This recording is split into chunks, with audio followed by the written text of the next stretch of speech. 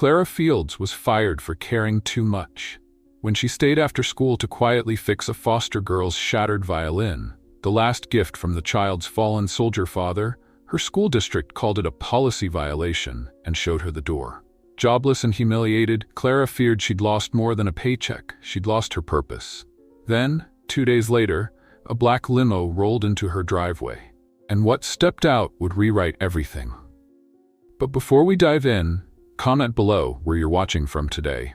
And if you love stories full of unexpected twists and life-changing moments, please like and subscribe. Rain whispered against the windows of Meadow Creek Elementary, a steady rhythm on glass that blurred the sagging rooftops outside. Inside, the fluorescent lights flickered overhead like tired eyes refusing sleep. The bell had long since rung, and the hallways stood mostly empty now, except for the echo of distant mops and the hum of a single classroom lamp. Clara Fields knelt beside a desk, her knees pressed into the scuffed linoleum floor. Her cardigan sleeves were rolled up, and a pair of fine wire pliers rested in her palm. Across from her, 10-year-old Emily Turner sat cross-legged, watching in rigid silence as Clara gently examined the violin laid between them. The instrument's body was split near the bridge, like a silent wound. Clara looked up, meeting Emily's eyes. "Let's see if we can make your dad proud," she whispered. Emily didn't speak. She just tightened her grip around her legs and nodded once. Her hazel eyes were rimmed red, not from tears. Emily Turner didn't cry, but from holding them back far too long. Clara had noticed her weeks ago. The girl who sat alone at lunch, always with the same bruised thermos and the same too tight ponytail. She clutched her violin case like it might vanish if she let it go. Clara had asked around, gently, cautiously. The school counselor, Mrs. Rios, filled in the gaps. Her dad, Mrs. Rios had said softly, cradling a chipped mug between her hands as rain tapped the windows behind them, was a staff sergeant, Nathan Turner, deployed 3 times. On his last tour in Afghanistan, an IED took out his convoy. He didn't make it home. She paused, eyes distant. That violin? He'd sent it early, a birthday gift, all wrapped up with a little note tucked in the case.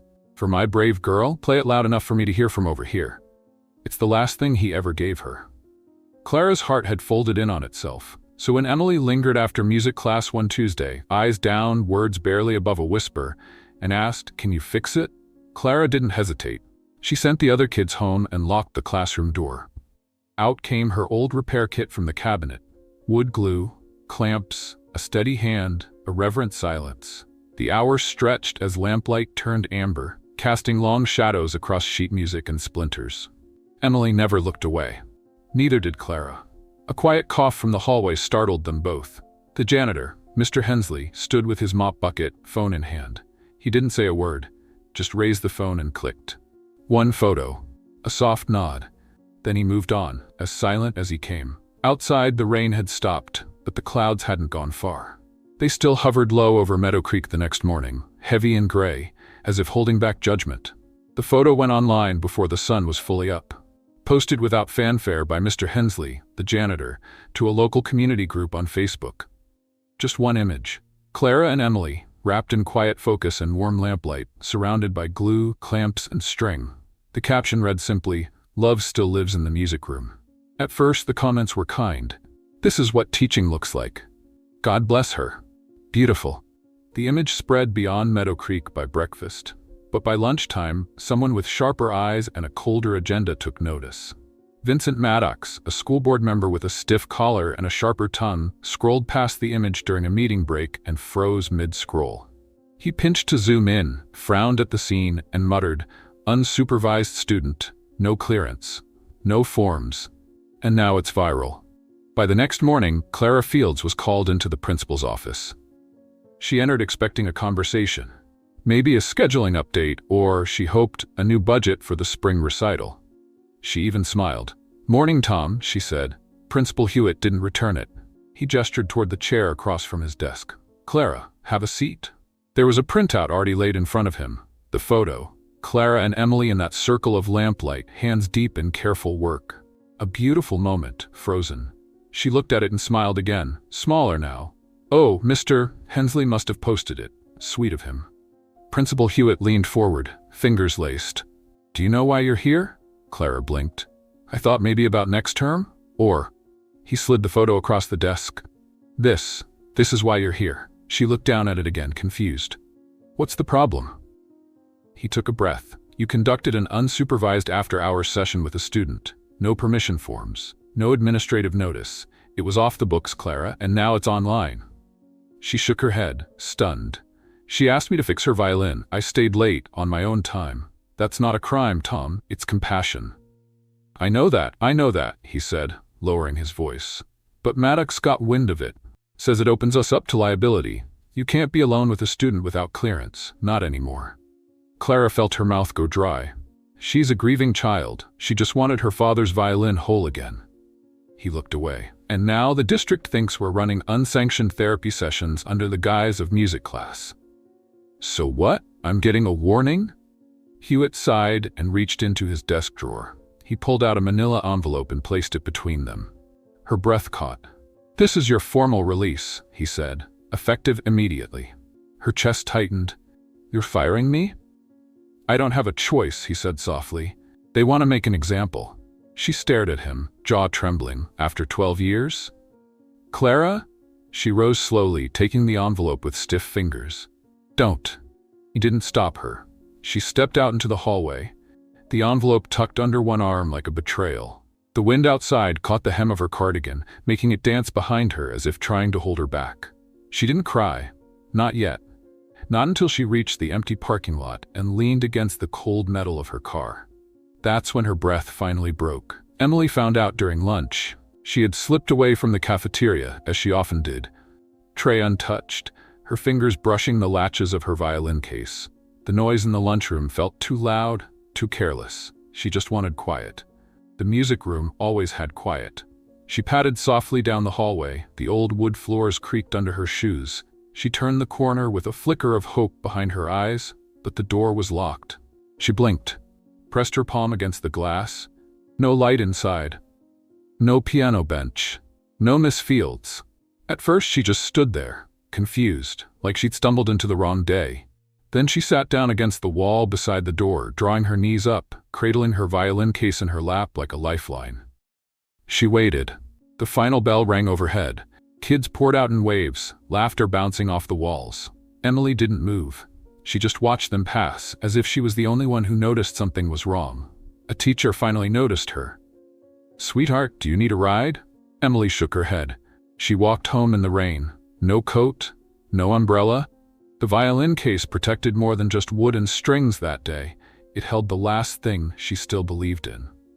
2 days later, Clara sat at her kitchen table, still in her pajamas, a cup of tea long gone cold in her hand. The morning sunlight filtered weakly through the lace curtains. She hadn't turned on the radio. Silence felt safer than sound. The knock came just before 10. Not a polite tap, a firm, deliberate rap, rap, rap. She blinked, startled from her stupor. The kind of knock that didn't ask, it announced. She stood slowly, her joints stiff from hours spent hunched over grief and second-guessing. She padded barefoot across the kitchen tiles and opened the front door. A sleek black limousine idled at the curb. Its tinted windows gleamed against the gravel like something pulled from a different life. Standing in front of it, holding an envelope, was a tall woman in a sharp navy suit and polished boots. Her hair was pulled back in a severe bun. "Miss Clara Fields?" Clara nodded slowly. "Yes? I'm Julia Ames, personal assistant to Mr. Damien Cole." Clara blinked. The violinist?" Julia smiled faintly. "The same. He asked me to give you this." She handed over the envelope. Heavy, embossed. Clara opened it with slow fingers as if it might shatter. Inside, an invitation, hand-signed. "I saw something rare in that photo. You're exactly what we need. Come to Ashwood Estate this Saturday. Bring the girl, Damien Cole." Clara looked up, heart pounding. "He wants to meet us?" Julia nodded. "He doesn't extend these invitations lightly, Miss Fields." There was no hard sell, no pressure. Just the card, the limo, and the door slowly closing. The limo pulled away 10 minutes later, its tires hissing over the wet road, leaving Clara standing on her porch in socked feet, still clutching the envelope to her chest like it might vanish. Back at the table, she dropped it beside her cold tea and sat, stared at the embossed paper like it might explode. She thought to herself, Damien Cole, a lifeline or a setup? What if it's a stunt? What if I fail again? The house felt too quiet, too empty. Her eyes drifted to the mirror, tired, wrinkled, worn, a woman unraveling. Then came the quiet thought, what else do you have to lose? This time, when she picked up the invitation, she held on. You're exactly what we need, she whispered. And maybe, just maybe, it was true. Ashwood Estate was nothing like Meadow Creek. Set deep in the Oregon countryside, it looked like something from a different world. Rolling hills, ivy-covered stone walls, and a long, winding driveway that curved between towering fir trees. The estate's main studio, more glass than stone, shimmered with the reflection of late afternoon sun. Clara and Emily stepped out of the car in silence, their shoes crunching on gravel. Emily clutched her newly repaired violin case tight to her chest, her eyes wide with wary curiosity. Inside, the studio smelled of cedar and varnish and old music. Framed black and white photos lined the walls. Concerts, orphans, broken instruments made whole again. Damien Cole was already waiting, tall, composed. His silver-streaked hair swept back, his posture both elegant and effortless. He extended a hand to Clara. "Miss Fields," he said, "thank you for coming." His voice was lower than she expected, calm, measured. Clara took his hand, a bit breathless. "Thank you for inviting us. We weren't sure it was real." He offered a tight smile, then turned his attention to Emily. "And you must be the young lady who guards her violin like a dragon guards treasure." Emily didn't smile, but she didn't flinch either. She just gave a small, dignified nod. Damien chuckled softly. "Good. I like dragons." He led them deeper into the studio, past grand pianos and bowed cellos, past gold records and photographs of wide-eyed children holding instruments for the first time. Finally, he stopped near a tall window where a cello rested beside a music stand. "Tell me something, Miss Fields," he said, turning toward Clara. "Why fix something no one asked you to?" Clara hesitated. The question echoed. It wasn't an attack, but it pressed, searching. She met his gaze. Her voice, when it came, was quiet but sure. "Because someone needed me to." Damien studied her for a moment longer, then nodded. "Good answer." He turned away, pulling a file from a nearby desk. "I run a nonprofit, Strings of Hope. We provide musical training to underprivileged and foster youth. I need someone like you, someone who still believes in what music can do." Clara blinked. "You want me to work for you?" He nodded once. "Music director, you'd build out regional programs. Start in Oregon, and your student?" He looked at Emily. "Full scholarship, travel, private lessons, anything she needs." Emily's mouth opened slightly, then closed again. She looked up at Clara with a kind of terrified hope. Clara's throat tightened. "Why us?" Damien's expression softened. "Because I know what it feels like to be that girl, and I've been looking for someone like you." It should have felt like a dream. But that night, Clara lay awake in the guest suite of the estate, listening to the wind slide through the trees outside. Her hands itched with anxiety. Her thoughts raced. Music director, private lessons, concert halls. What if she wasn't enough? She stared at the dark ceiling and whispered, "What if I fail them?" The next morning, Damien summoned her to the garden patio. Coffee in hand, he looked out over the valley. "I want Emily to debut publicly," he said without turning.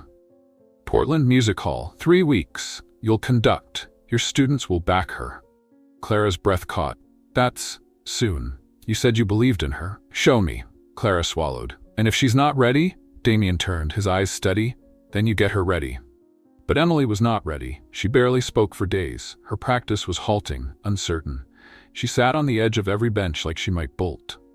One afternoon, Clara found her in the garden, kneeling in the dirt, the violin case unopened beside her.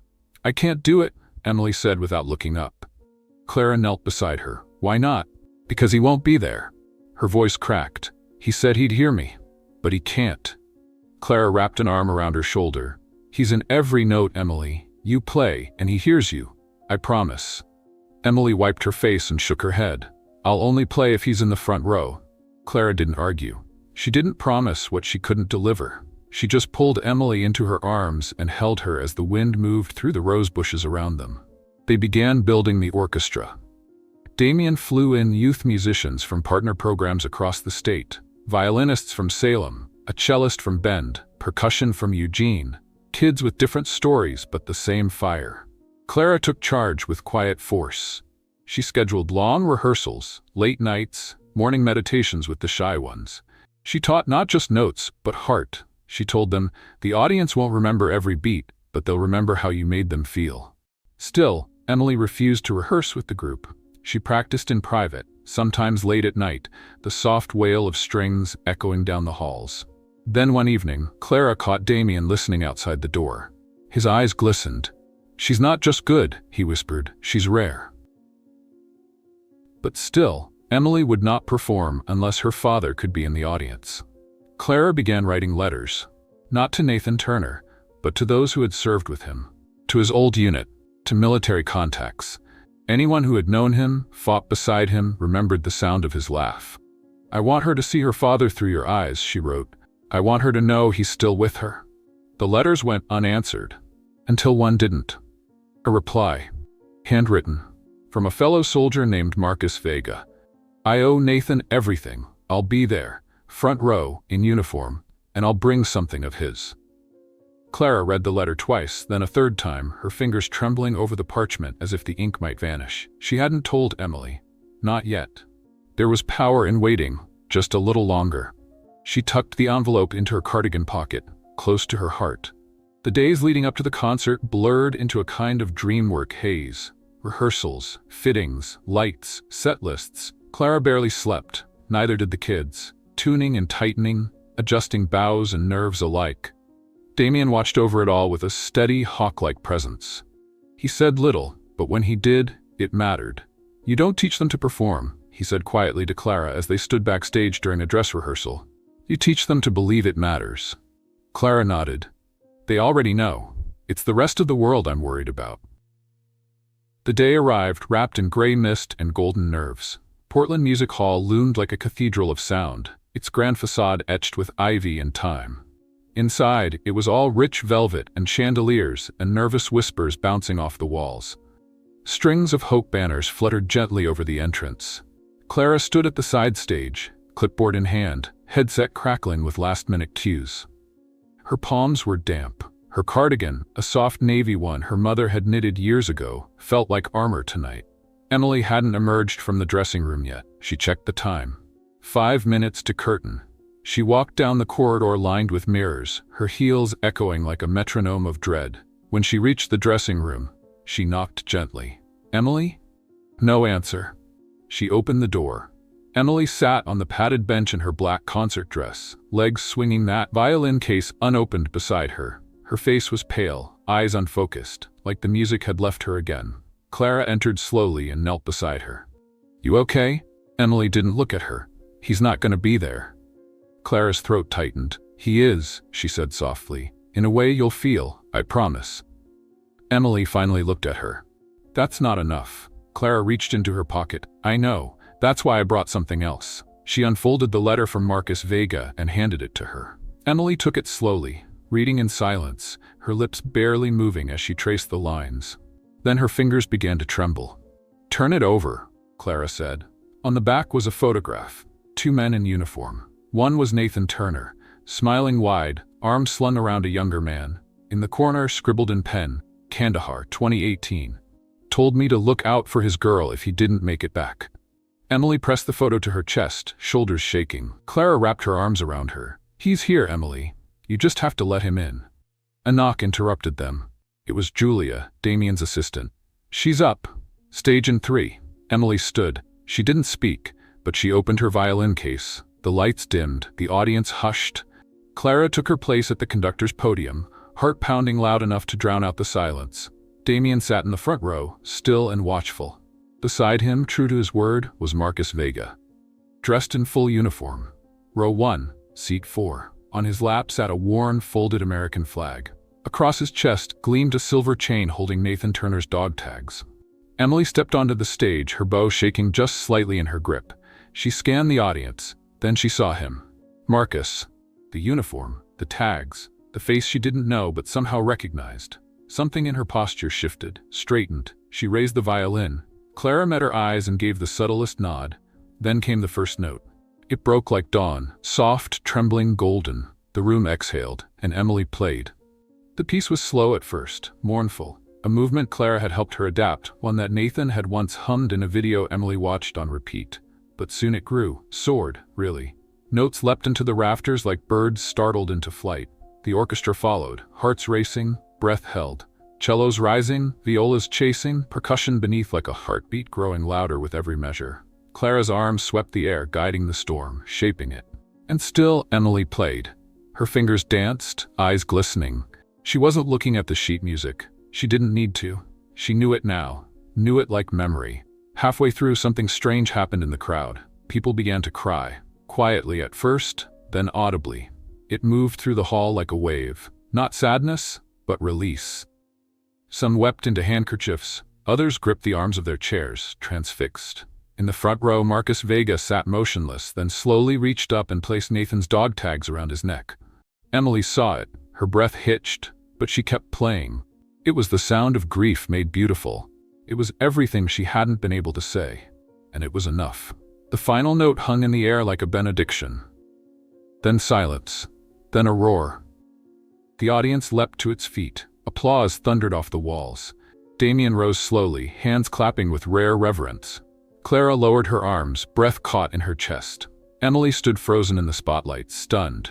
Then she looked at Clara and smiled. A real one.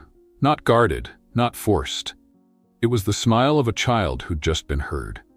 The applause faded slowly, like waves pulling back from a shoreline after a storm. Even as the house lights brightened, no one moved at first. It was as if the room needed to sit with what had just happened, like something sacred had been said and silence was the only fitting reply. Emily stood perfectly still, her bow at her side, her violin tucked under one arm. Her cheeks were wet, but she wasn't crying anymore, not in the broken way. These tears carried something else, something soft, something clean. Clara made her way to the stage stairs, heart thudding with disbelief. The stage manager nodded and let her pass without a word. When she reached Emily, she crouched, not caring that the hem of her dress touched the scuffed stage floor. "You did it," Clara whispered. Emily looked at her with wide, astonished eyes. "I felt him, he was there." Clara swallowed hard. "I know, I did too." From the wings, Damien stepped forward. He didn't say anything at first, just placed a hand gently on Emily's shoulder and looked at Clara with an expression she hadn't seen before. Pride. Real, unguarded pride. "You both did something tonight," he said. "Something bigger than this room." The curtain closed softly behind them. After the concert, the backstage hall bustled with controlled chaos. Press passes, event staff, young musicians embracing their parents, lights being lowered one by one. But Clara and Emily lingered in a quiet alcove off the green room, trying to catch their breath. Marcus Vega found them there. He approached slowly, his dress shoes echoing softly in the corridor. When Emily looked up and saw him, she stood.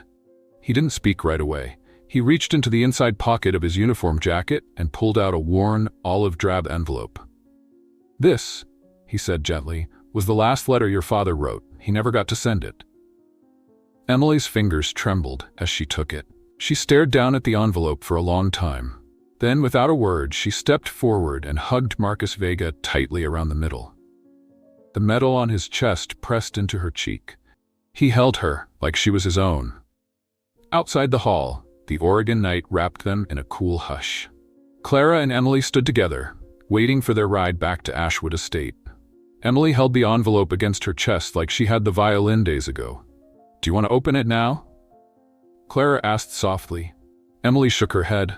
"Not yet. I like knowing it's here." Clara nodded. For once there was no rush. The black car arrived soon after, quiet as a whisper. Julia opened the rear door and ushered them in. The seats were warm. Emily leaned against Clara's side, finally allowing herself to rest. Clara tucked a strand of hair behind her ear and looked out the window as the city lights rolled past. Portland fell away behind them, replaced by forest and stars.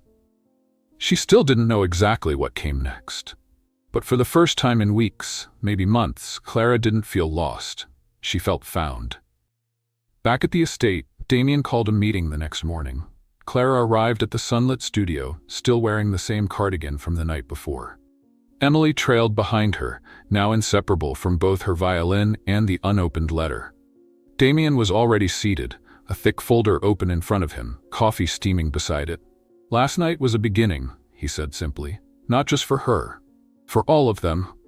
He slid the folder toward Clara, program blueprints, and a list of small towns that looked a lot like Meadow Creek. "We're scaling strings of hope," he continued. We're taking this national, rural schools, group homes, anywhere kids are being forgotten. And I want you at the helm, Clara." Clara stared at him, stunned. "Me?" "Yes, you." You turned a broken violin into something bigger than music. Her hands hovered over the folder. "I'm not trained for this kind of leadership," she whispered. Damien leaned forward. "That's exactly why you're perfect. You still care more about the music than the brand. You see kids, not headlines. You saved a child with a bottle of wood glue and an open heart. That's who I want in charge." She blinked, trying not to cry. I don't even know where to start." "We'll build it together," he said. "But it's your voice we need, your way." Clara looked at Emily, who nodded solemnly, as if she'd already known this was coming. "I'll do it," Clara said. Damien smiled. "Then let's get to work." The weeks that followed became a whirlwind of motion and meaning. Clara moved into a guest cottage on the edge of the estate. Emily joined the advanced program at the studio and began mentoring younger kids, quietly, but with a kind of gentle authority Clara had never seen before. The photo from that rainy night in Meadow Creek, the one Mr. Hensley had taken, was now framed in Damien's office. Beneath it, a plaque read, "Where it all began." Strings of Hope launched 5 pilot programs in its first year. Clara traveled to each one personally, speaking to school boards, meeting children, listening to stories that mirrored her own. Word spread. Parents wrote in, teachers, former foster youth. Donations poured in, not just money, but instruments. Some cheap and chipped, some priceless and handcrafted, all sent with notes that read things like, "This belonged to my grandfather. Give it to someone who will play it again." Clara read every one. One rainy afternoon in late spring, she returned to Meadow Creek. She walked the quiet halls of the elementary school, now empty for break. The music room was still locked, the lights still off, but in her hand, she held a new set of keys, granted by the district after a long and unexpected apology. Inside the music room, she breathed in the dust and memory. The piano was still there. So were the scuff marks on the floor. The room waited, patient and full of ghosts. Clara sat at the piano and played a single note. It echoed like forgiveness. That night, back at the estate, Emily knocked softly on Clara's cottage door. She held the letter. "I think I'm ready," she said. Clara invited her in, lit a candle, turned off the overhead light. They sat on the couch together, knees touching, hearts still. Emily opened the envelope with careful fingers. Inside, her father's handwriting danced across the page in neat, slanted lines. "Dear Emily, if you're reading this, it means I'm not where I promised I'd be, but I want you to know something." Clara looked away as Emily read. When the girl was done, she didn't cry. She smiled. "I think," she said softly, "I'll play that song again tomorrow." The sun broke through the clouds on the day the new music center opened in Meadow Creek, the first official branch of Strings of Hope to take root in the soil where this story began. After months of renovation, the old school auditorium had been transformed. Gone were the flickering lights and peeling paint. In their place stood gleaming wood floors, fresh acoustic panels, and rows of donated instruments waiting for new hands to bring them to life. Out front, a modest but beautiful plaque had been mounted beside the entryway. Clara ran her fingers across the engraving as she arrived that morning, the metal still cool from the night. In memory of Staff Sergeant Nathan Turner, whose song still plays on. She closed her eyes for a breath, remembering that first night in the music room, the broken violin, the glue, the hush of rain tapping glass. Everything had changed since then, and yet, something still connected, humming beneath the surface like a quiet chord. Inside, the sound of tuning strings and scattered laughter filled the space. The new student orchestra was assembling, nervous fingers testing bows, tapping music stands, and at the center of it all stood Emily, now 11, confident in her black rehearsal jacket with the Strings of Hope emblem stitched proudly on the sleeve. She gave instructions like a pro. "Second violins, you're dragging in measure 16. Let's reset and try it again." Clara watched from the doorway, a soft smile tugging at the corners of her mouth. It had become their rhythm. Emily leading the music, Clara guiding the hearts behind it. They worked side by side, like melody and harmony, each drawing strength from the other. Clara had returned to teaching full-time, pouring her soul into this little orchestra tucked between forest and fog. And the kids came, Some from foster care, others from low-income homes, each carrying silent stories they hadn't yet learned how to tell. Clara didn't ask. She handed them violins, flutes, drumsticks, and said, "Here, say it this way instead." The night of their first community concert arrived like a heartbeat too loud to ignore. Word had spread through town. The auditorium was packed, more bodies than chairs, people leaning against walls, standing in the aisles. Emily stood at the front of the stage, baton in hand, a conductor now in every sense of the word. Her dark curls were pinned neatly back, and a silver chain around her neck glinted under the stage lights. It held her father's dog tags, a gift Marcus Vega had mailed her after the Portland performance. Clara sat at the piano to the side, ready to accompany the final piece. She glanced at Emily and mouthed, "You ready?" Emily gave a single nod, then turned to the orchestra. She lifted the baton, held the breath of the room in her hands, then she brought it down. The music that followed was theirs, not perfect, not polished, but raw, real, and alive. Kids who had once refused to speak now played solos with their eyes closed. Cellists leaned into sorrow. Trumpets bloomed with joy. And as the music filled the room, something deeper unfolded, like every note was stitching torn pieces back together. In the front row sat a couple Clara had come to know over the past year, Rachel and Mark Sullivan. They were Emily's new adoptive family. The day they met, Clara had watched Emily's guarded shoulders lift ever so slightly. A few weeks later, Emily had slipped her hand into Rachel's without hesitation. And when the adoption was finalized, Emily had come to Clara's cottage with a folded card and a hopeful smile. "I want you to be my godmother," she said. Clara had wept without answering, then pulled her into the longest hug either of them had ever known. After the concert, the crowd surged with congratulations and teary-eyed thanks. Parents embraced their children. Strangers shook Clara's hand. Damien, who had flown in quietly just hours before, stood in the back with his arms folded, watching it all unfold like a proud architect, surveying the final beams of a house built on faith. When Clara finally reached him, they didn't say much. He simply said, "This is what I hoped for." Clara replied, "This is more than I ever dared." They stood in silence for a moment, listening to the laughter echo through the lobby. Then Damien glanced at the plaque outside and said, "He'd be proud." Clara followed his gaze. "He is." That night, long after the lights were off and the last chairs were folded, Clara sat alone in the music room, Emily's repaired violin resting beside her on the piano bench. She ran her fingers gently over the grain of its wood, feeling every scar, every crack once held together by glue and hope. She looked up at the ceiling and whispered, "Thank you, Nathan." Outside, the stars blinked awake over Meadow Creek.